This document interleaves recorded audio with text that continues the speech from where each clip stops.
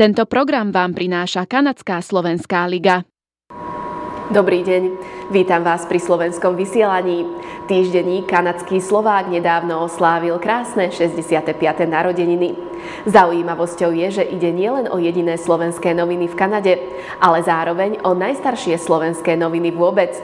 Kanadský Slovák totiž vychádza nepretržite každý týždeň už od 5. marca 1942. 10 rokov predtým, ako začal Kanadský Slovák vychádzať, vznikla dnes už známa organizácia s názvom Kanadská slovenská liga. Bola to vtedy podporná organizácia, ktorá pomáhala ľuďom v núdzi. V roku 1942 sa jej členovia rozhodli vydávať svoje noviny. Vyzbierali medzi sebou peniaze, vzali si súkromné pôžičky a začali písať. Bol to pán redaktor Hreha, mladý kanadský Slovák, ktorý sa na to odhodlal. Neverili, že budú vychádzať pravidelne týždenne, verili, že to bude len občasných také niečo. Keď začali, mali tie isté problémy ako my. Mali tie isté podrážanie nôh a predržali. Preto si myslím, že sme jediné noviny, ktoré majú 65 rokov. Jediné noviny vo svete. Dokonca pochopiteľne na Slovensku nič nevychádza doteraz nepretržite 65 rokov. Prvý redaktor, stále žijúci, je pán Hreha. Štefan Hreha žije, myslím, že v Montreali alebo v niektorom predmestí pri Montreali. Stále dopisuje, má svoj vek, je blízko 90 alebo tam niekde. Keď sme začali vydávať noviny, to bolo v roku 1942. Prvé číslo vyšlo 5. marca a hneď asi za niekoľko mesiacov som povolaný k vojsku. Moje miesto zaujal Kvetan, kde som pri vojsku som strávil 4 roky. Keď som sa vrátil z vojny, začal som pracovať pri novinách a Liga sa rozhodla, že hneď po vojne bude mať konvenciu. Konvencia bola v Windsore v tom čase, na ktorej som bol zvolený za redaktora. Vtedy som pracoval, pokiaľ sa noviny nevysťahovali do Winnipegu, kde mali svoju vlastnú tlačiareň. Pochopiteľne bol to čulen, ktorý mal po vojne iné zameranie, ale vysvetľoval Slovensko inýma očami. Či už to bol on, čiastočne pán Reichstetter, pán Jankovský Brázda, ktorý mal silnú svoju cestu už v emigrácie po 68. Potom tam boli krátkodobí redaktori. Boli to nielen informačné noviny o svetovom dianí, o Slovensku, vtedy vo vojnovom, začala pochopiteľne vojna v Európe, ale boli to aj noviny, ktoré informovali o všetkých dianiach v Kanade. Napríklad celebrovali sa svadby. Kanadský Slovák mal prílohu Slovenka, kde sa vždy písalo v tomto a v tomto meste sa niekto ženil a vydal a majú toľko detí. A vyzeralo to trochu také ako domáci guláš, ale nebolo to. To bolo lepidlo od vtedy. A ja som vlastne presvedčený, že aj teraz. Lepidlo, ktoré dáva dokopy ľudí.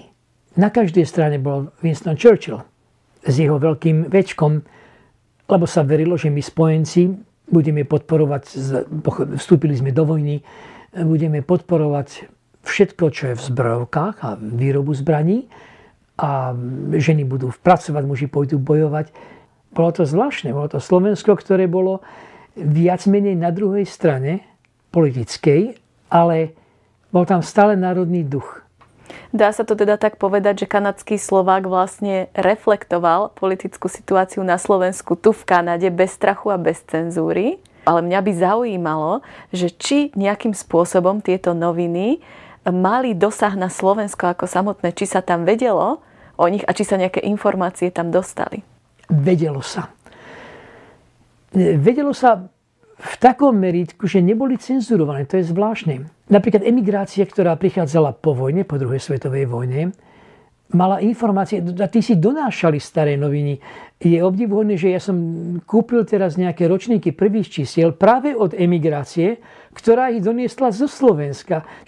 Noviny postupne menili svoju podobu a stávali sa odrazom jednotlivých emigračných vln zo Slovenska. V tých začiatkoch to bol prehľad svetovej tlače, prehľad nás Slovákov v Kanade.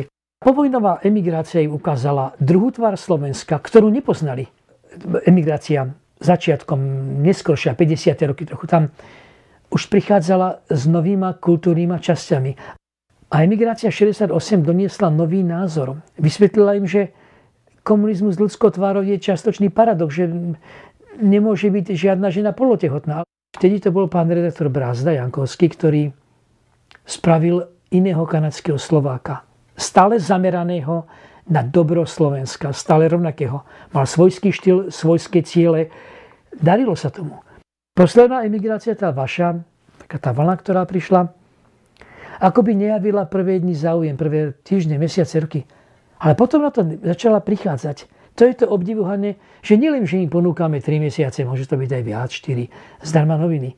Je obdivuhodné, že niekto povie, som tu už pol roka, chcem si to zaplatiť. S vami vôbec nesúhlasím vo veľa, ale vo veľa s vami súhlasím. A pochopia, že to sú noviny. Tie noviny sú opäť lepidlo, že nás dávajú dokopy. Čo bolo trošku odlišnejšie v predchádzajúcich dobách, bola možno jednostrannosť v tom, že noviny mali pozdraví názory iba z jednej cirkvi. Ja som rímsky katolík, ale som veľmi rád, že tam je veľa príspevkov, keď sú od evangelíkov aj od druhých. My ich rešpektujeme. Julo Behul sa stal šéf-redaktorom kanadského Slováka pred 9 rokmi. Nemali sme systém. Nemali sme slovenské akcenty, ktoré sme prebrali síce od jezuitov, ale to bol zvláštny druh písma, ktoré sa tlačiar nepoznal a nemohol akceptovať od nás. Ako prvé články sme dávali mäkčene na niektoré nadpisy, niektoré menšie články s letrasetom zalepili, pretože jednoducho nám to nerobilo. Veril som, že to niekto preberie po 2-3 rokoch. Zatiaľ to je 9 rokov a ako každý redaktor, to isté ja robím doteraz,